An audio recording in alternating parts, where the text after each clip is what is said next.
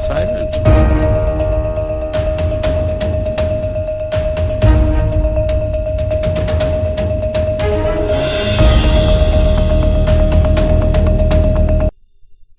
Hello everyone, a very good evening to all of you. This is your mentor Arzu Kakkad, where daily we used to meet and have this session of news analysis.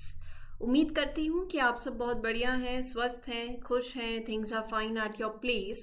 And with this, let's start with today's lecture. ये कुछ articles हैं जो हमें cover करने हैं in detail in a very comprehensive manner. Prelims के point of view से भी डिस्कशन है, मीन्स के पॉइंट ऑफ व्यू से भी है. Let me give you a brief about what we will be talking about in this particular lecture. Sessions अच्छे लगते हैं तो गाइज प्लीज़ मेक श्योर कि आप कमेंट सेक्शन में अपने फीडबैक ज़रूर दें. ये बहुत ज़्यादा ज़रूरी है मेरे लिए भी. आपको सेशंस कैसे लग रहे हैं जब तक मुझे नहीं पता चलेगा तो दिक्कत होगी ना. तो इसीलिए प्लीज़ मेक श्योर कि कमेंट सेक्शन में अपने फीडबैक्स ज़रूर दें. सेशन अच्छा लगता है तो please mark your attendance also by liking this lecture and do share it with your friends जो भी तैयारी कर रहे हैं for any government exams. Just tell them कि ऐसा लेक्चर है, you refer it for your preparation. और ऐसा नहीं है कि सेशन शेयर करना है, बहुत टाइम लगता है, हर किसी को होता है कि बहुत टाइम है, कुछ लेजी भी हैं, तो आप सिंपली कह भी सकते हो, वो भी चलेगा. कमेंट सेक्शन में फीडबैक दे देना और लाइक कर देना, ठीक है. Okay, so here let's talk about these articles. Worldwide governance indicators. तो बेसिकली मैंने आपको कल भी बताया था कि हम इस आर्टिकल के बारे में आज बात करेंगे कि ये कैसे इंडिकेटर्स हैं. These indicators are used, it is created by World Bank. Worldwide governance indicators, they are created by World Bank to measure the quality of governance. Right, ये जब हम करेंगे तो आपको पता चली जाएगा. It is to measure the quality of governance in various, मतलब इन डिफरेंट कंट्रीज. किस तरीके से, क्या इंडिकेटर्स हैं, क्यों न्यूज़ में हैं, ये सारी बातें हम कवर करेंगे. गवर्नेंस पर्सपेक्टिव से भी इंपॉर्टेंट है, जीएस पेपर 2, पेपर 3, प्रीलिम्स के पर्सपेक्टिव से भी इंपॉर्टेंट है. नेशनल एपिलेप्सी डे कब होता है, एपिलेप्सी क्या है, ये इंपॉर्टेंट है जीएस पेपर 3 के लिए भी. हम इसके बारे में आज डिस्कस करेंगे. Yellow spotted Amazon river turtle, GS paper 3 environment section से भी. प्रीलिम्स के पॉइंट ऑफ व्यू से स्पेसिफिकली प्रीलिम्स पॉइंटर बनते हैं यहाँ से. Second voice of global south summit. तो ग्लोबल साउथ समिट के अंदर क्या डिस्कशन हुई है, क्या हाइलाइट्स हैं, ग्लोबल साउथ के बारे में पढ़ेंगे. जीएस पेपर 2 इंटरनेशनल रिलेशन से बहुत इंपॉर्टेंट है, इंटरव्यू से भी I would say it is very important, right. तो यहाँ पर एक पर्सपेक्टिव बिल्ड होता है जो कि डेफिनेटली इट इज़ इम्पॉर्टेंट. और यहाँ पर ना, अगर इफ़ टाइम परमिट्स, मैं एक और आपके साथ एक आर्टिकल कवर करूँगी, दैट इज़ अ स्कीम. अगर नहीं हुआ तो कोई बात नहीं, हम नेक्स्ट सेक्शन के अंदर ले लेंगे. But a very simple and important scheme, recently in news सबने सुना ही होगा उस स्कीम का नाम, PM Kisan, right. GS paper 2 government policies and intervention से लिंक कर सकते हो. सो लास्ट में ये स्कीम लेंगे if time permits, otherwise I take it on Monday. So these are the articles that we have to cover and let's begin with the very first article. ठीक है जी. तो ये बेसिकली या news में क्यों है, because recently the chief economic adviser of India is worried about कि how credit rating agencies, especially जब आप जो इमर्जिंग इकोनॉमीज हैं, when you are assessing the emerging economies, use a set of indicators from the World Bank that is called worldwide governance index. Basically indicators, देखो पूरे topic का just ये है कि the chief economic adviser has raised concern, is worried that the indicators used by credit rating agencies, especially when evaluating the emerging economies, for example like India, they might not give a true picture of the economic situation. Obviously इससे क्या होगा, this could impact how these countries are rated for credit worthiness, stability. It is important for their economic standing. तो this is the issue that is raised. This is the concern कि ये जो indicators हैं, they might not accurately reflect the economic situation of the emerging economy like India when credit rating agencies use them for assessment. तो इसको in depth लेंगे तो आपको और चीजें कवर हो जाएंगी. अब world wide governance indicators. World Wide Governance Indicator is a set of rankings released by World Bank. बहुत ही इंपॉर्टेंट पहली बात तो पूछा जा सकता है सवाल. Release by world bank. रही बात कवरेज की तो it covers 215 countries and territories globally. अब यहां पर डायमेंशन क्या है ऑफ गवर्नेंस. डायमेंशन इंपॉर्टेंट है, प्रीलिम से सवाल बन सकता है यहां से. So it is based on 6 dimensions of governance. WGI, that is Worldwide Governance Indicators, evaluates governance based on 6 dimensions, जैसे कि voice and accountability. It measures कि कैसे how much citizens can participate in making decisions, how accountable the government is to the people. पहला. दूसरा dimension, political stability and absence of violence. ये assess करता है कि how stable एक country का political environment is. And the absence of violence और political unrest, ये डायमेंशन है. फिर तीसरा है गवर्नमेंट की इफेक्टिवनेस. इट एग्जामिन्स की how well the government can implement the policies, they can deliver the policies and services. Then you have regulatory quality. It looks at the effectiveness of regulations, उनका impact on the social outcome, economic outcome. Then you have rule of law. It assesses की how well the legal system functions, है ना, and is applied consistently. Control of corruption. It evaluates the extent to which corruption is controlled within the public sector. So WGI is a ranking system that is created by World Bank that evaluates how well countries are governed, and it considers 6 aspects for it. It helps to provide a very comprehensive view of countries' governance performance, that too on a global scale. Right. तो इसका आपको purpose जो है वो clear हो गया होगा. यहाँ पर मैं यही है लाइन जो मैं आपको बता रही हूँ कि WGI are tools. These are the tools that are designed to help researchers, to assist the researchers and analyst in understanding the general trends कि किस तरीके से गवर्नेंस अलग अलग कंट्रीज में इज बीइंग परसीव्ड और कैसे ये perceptions, obviously it changes over time. तो how these perceptions change over time. तो World Bank compiles the WGI using the information that is gathered from 30 reputable sources, think tanks, international organizations, NGOs, right? So WGI was created, इसके origin की बात करूँ तो in 1999 by 2 researchers from the World Bank, Daniel and Ardrey. Now the data जो है in the WGI, they are ऐसा लगा लो refreshed every year in September, updated annually in September. It provided an updated picture of the governance perceptions globally. अब prelims के point of view से हमारे लिए world bank के बारे में भी जानना इंपॉर्टेंट है. यहाँ से डेफिनेटली स्टेटमेंट्स बन सकती हैं. सबको ही पता है World Bank is an international financial institution that gives loans and grants to the governments of low and middle income developing countries, ताकि जो उनके इंपॉर्टेंट प्रोजेक्ट्स हैं टू एनहांस देयर इकोनॉमी उसमें मदद मिल सके. वर्ल्ड बैंक की एस्टेब्लिशमेंट की बात करें so the World Bank along with IMF was set up in 1944 during Bretton Woods conference. अब World Bank group consist of various entities, हर एक का अपना स्पेसिफिक रोल है. IBRD, IDA, IFC. IBRD, International Bank for Reconstruction and Development. It provides loans, credits, grants. IDA, International Development Association. It offers low or no interest loans to the low income countries. IFC, Finance Corporation, gives advice, investment, asset management to private companies. Right? Then you have MIGA, Multilateral Guarantee Agency. It ensures lenders and investors against political risk like war. Right? So यहाँ पर ये कुछ institutions हैं. ICSID, various entities हैं. अगर UPSC पूछे बोले कि India is not the member of ICSID, yes, India is not the member of ICSID. ठीक है. सो ये हो गया वर्ल्ड बैंक के बारे में.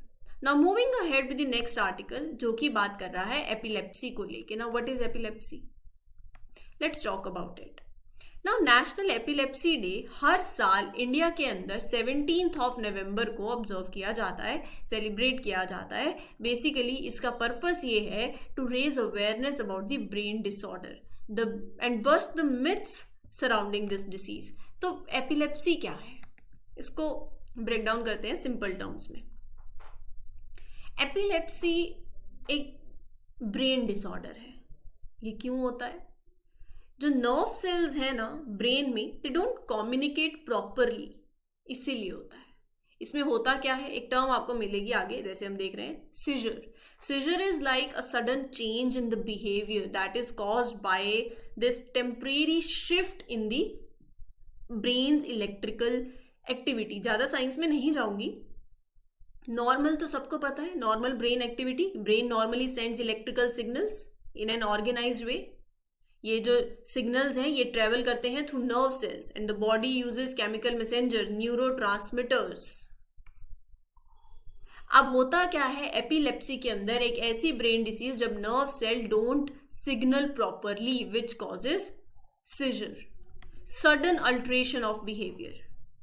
क्यों होता है? नॉर्मल जैसे ब्रेन वर्क करता है वो मैंने आपको बता ही दिया, बट यहां पर नॉर्मल नहीं होता एपिलेप्सी के अंदर. Now what happens in epilepsy, the brain's electrical signals ऐसे लगा लो दे गेट मेस्ड अप. मैं बहुत ही सिंपल लेमन टर्म्स में बता रही हूँ, जिसकी वजह से it results in repeated seizures. Seizures के टाइम पे क्या होता है, देखो नॉर्मल स्टेट में brain's electrical pattern is study. Seizure के टाइम पे सडन बर्स्ट ऑफ ऐसे लगा लो electrical energy, it disturbs the normal pattern. It affects person's consciousness, movements, sensations. Simple और सिंपल टर्म्स में नटशेल में चीजों को रखूं तो epilepsy is like a glitch, right? It's like a glitch in the brain's electrical system that causes sudden and temporary changes that result into seizure.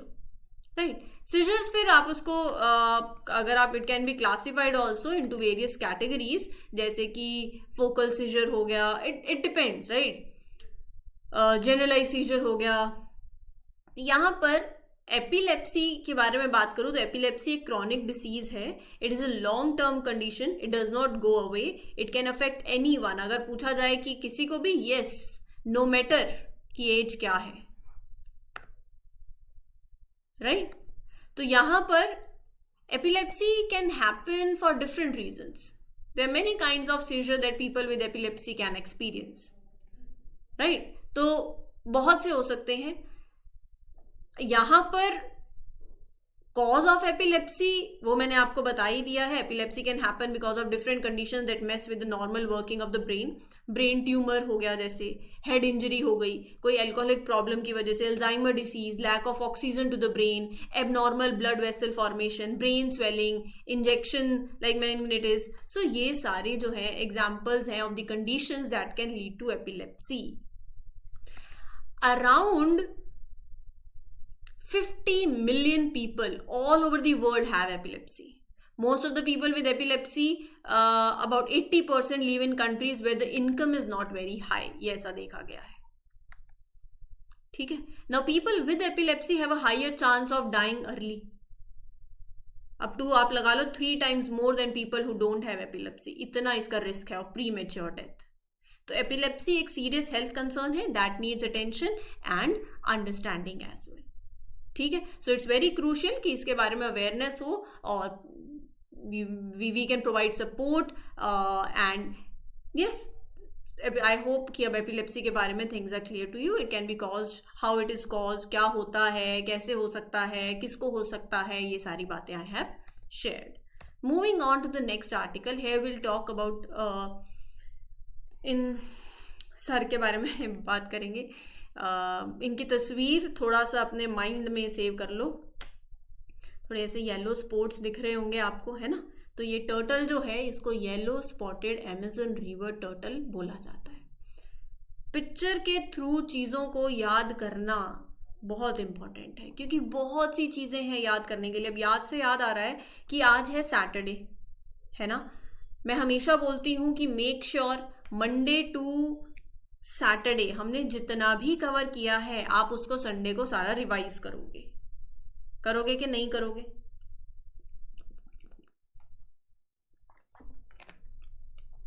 मुझे बताना ज़रा कमेंट सेक्शन में। देखो रिवीजन बहुत ज़्यादा इंपॉर्टेंट है। अगर आप सोचो कि हम बाद में कर लेंगे या फिर हमें याद ही है, आप उठाओ कोई 3 महीने पुराना कंटेंट, आप उठाओ कोई भी 3 महीने पुराना वाला करंट अफेयर, आपको नहीं याद होगा।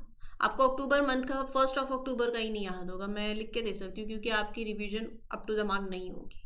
किसी की हो सकती है, कोई गिने चुने होंगे एक दो, लेकिन अगर रिवीजन नहीं कर रहे हो, आगे बढ़ी जा रहे हो, संडे यूटिलाइज नहीं कर रहे हो प्रॉपरली, रिवीजन को अंडर एस्टिमेट कर रहे हो, don't under estimate the value of revision, right. पहली बात। दूसरी बात, जब मैं स्पीशीज की बात करती हूँ मैं हमेशा पिक्चर्स दिखाती हूँ। स्पीशीज हो गए, मैप्स हो गए, ये सारी चीज़ें, आर्ट एंड कल्चर हो गया, जितना पिक्चर्स अपने माइंड में सेव कर लोगे, मेमोरी, वो याद रह जाएंगे। नहीं तो कुछ याद नहीं रहेगा, पिक्चर से भी चीज़ें याद रह जाती हैं, तो पिक्चर को अपने माइंड में डालो।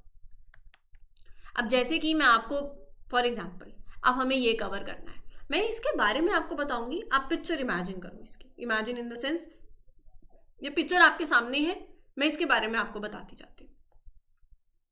समझ रहे मेरी बात? जैसे कि इसको साइड नेक टर्टल भी बोला जाता है। क्यों? Because it can't pull its head into its shell like some other turtles.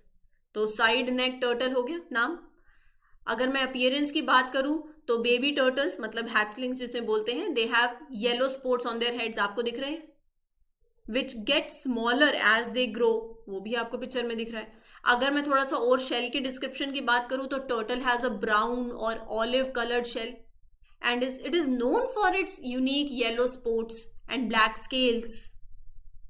Male turtles keep some of the yellow spots, female lose them as they grow. ये जेंडर डिफरेंस आ गया कि mail turtles जो है उनके कुछ yellow spots रहते हैं, लेकिन जैसे फीमेल टर्टल्स होती हैं, as they grow they lose their yellow spots. पूछा जा सकता है, इंपॉर्टेंट स्टेटमेंट है।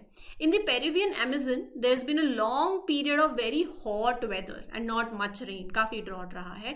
सो ये जो अनयूजुअल वेदर है, it has made the time it takes for the baby turtles to hatch and be ready for release into the river. तो basically बात यही है कि the hot and dry weather has affected the normal timing of when these turtles are release into the river as a part of an environmental programme. तो वो that is why it is in news, right. तो अब picture के through आपने चीजों को imagine कर लिया है, तो ये तो हो गया इसका पूरा डिस्क्रिप्शन। साइड नेक टर्टल है, येलो स्पॉट्स हैं हेड पे, as they grow they shrink, मतलब दैट स्पॉट। ब्राउन और ऑलिव कलर्ड शेल है, it is known for the distinct yellow spots and black scales. Males keep some of the yellow spotting, females lose their spots altogether. Now let's talk about its habitat. ये जो अपना Venezuela, Colombia, Peru, Bolivia, Brazil, ये countries है ना, so these turtles come from that Amazon river basin. सब अपना ही है, सब साथ है। तो वेयर दे लिव ये बता दिया। नाउ दीज टर्टल्स, इनकी हैबिटेट और बिहेवियर की बात करूं, they like to chill by the river banks and in the calm parts of big rivers and streams. ये कोई फास्ट मूविंग वाटर प्रेफर नहीं करते हैं, they like it more relaxed. ठीक है, कैसे आप सब इमेजिन कर रहे हो। तो इनकी थोड़ी डाइट की बात करें, so they eat both plants and small animals, so they are omnivorous. ये पूछा जा सकता है। They avoid fast moving waters, they are omnivorous, conservation status में वल्नरेबल कैटेगरी के अंदर है। ठीक है जी, यहाँ तक किसी को कोई डाउट नहीं होना चाहिए। इन केस अगर है भी सही, so don't worry, you can ask me in the comment section, I do see it, और नेक्स्ट सेशन में definitely I take that. Now moving on to the next one, that is your global south summit. News में क्यों है? Voice of global south summit, India hosted this summit and it happened virtually.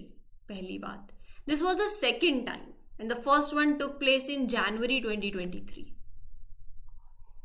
First summit was themed as Energy Security and Development Roadmap to Prosperity.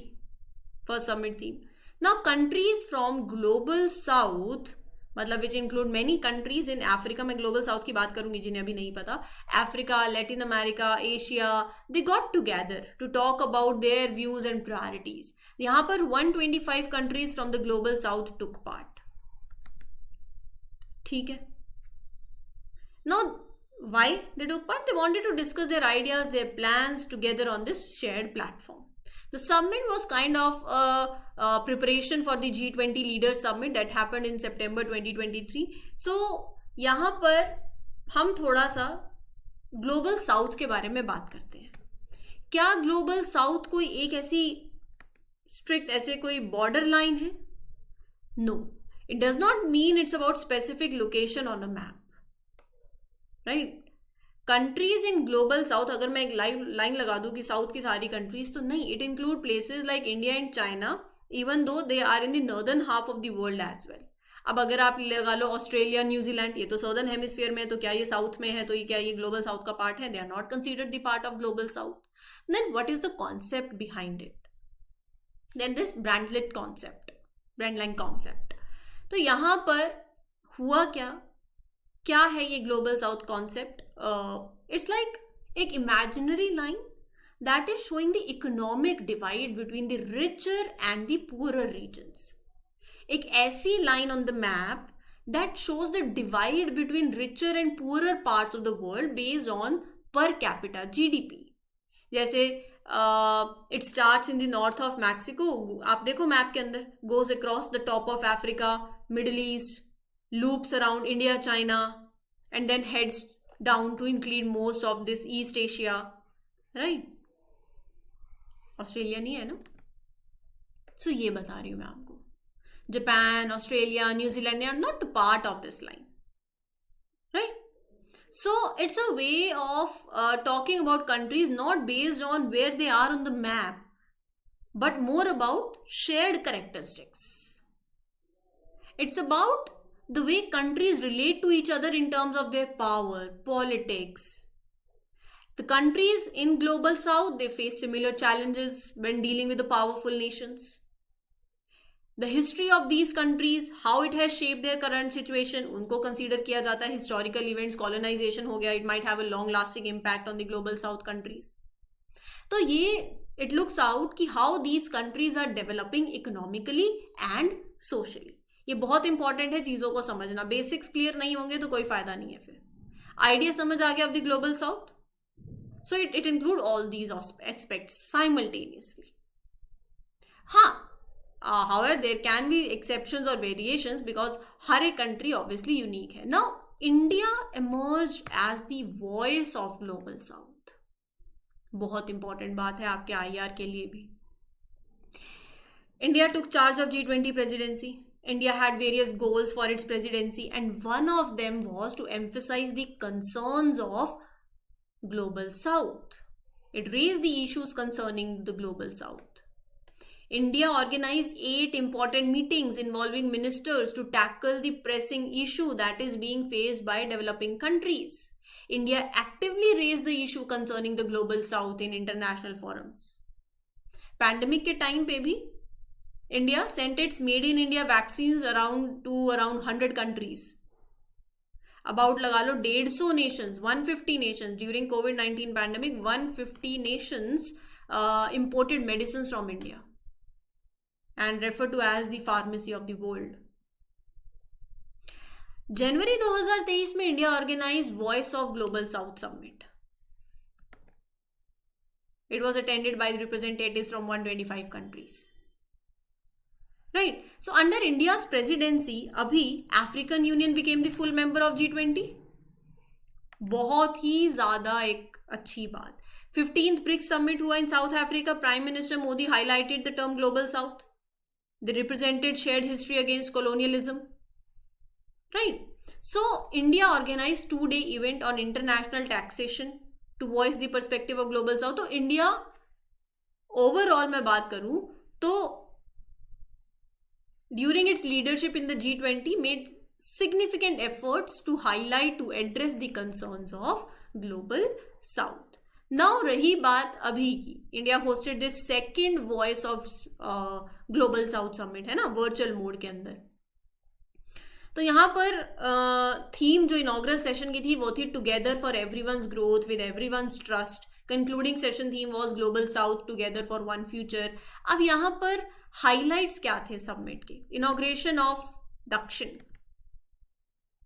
a special center for excellence for global south countries called Dakshin. So ye Prime Minister Modi opened a special center for excellence. The idea was proposed during the first Voice of Global South Summit, January में. Satellite proposal. India suggested launching a satellite. किस लिए? For monitoring weather and climate in the global south. 5 C's for global south. PM introduced 5 C's for global south: consultation, cooperation, communication, creativity, capacity building. फिर उसके बाद Israel Palestinian conflict के ऊपर भी India sent aid to the people of Palestinian. Also India strongly criticise the loss of civilians lives in the conflict between Israel and Hamas. Right? India condemned the terrorist attack on Israel also. So these are the things. ठीक है. So ये चीज़ें हैं, याद कर लेना, sum up कर दी हैं आपके लिए, रिवाइज ज़रूर कर लेना. And then I meet you on Monday with other important articles and PM Kisan scheme. So आज के सेशन के लिए इतना ही. Do let me know in the comment section session कैसा लगा. Will meet you on Monday. Revision कर लेना पूरे हफ्ते की, मंडे से लेकर सैटरडे तक जो भी कवर किया है, डू रिवाइज इट, ताकि मंडे को कॉन्फिडेंटली आओ. चीज़ें और हर दिन कंटेंट बढ़ता जाएगा. अगर आप ऐसे ही आगे दौड़ पीछे छोड़ वाली रेस में भाग रहे हो तो फिर कोई फ़ायदा नहीं होगा. इसीलिए रिवीजन साथ साथ करते जाओ. वीकली रिवीजन भी बहुत ज़्यादा ज़रूरी है. राइट? चलिए, so this is your mentor Aarzoo Kakkar signing off for today. Will meet you on Monday. Take care. Good luck, good wishes, happy learning, all the best.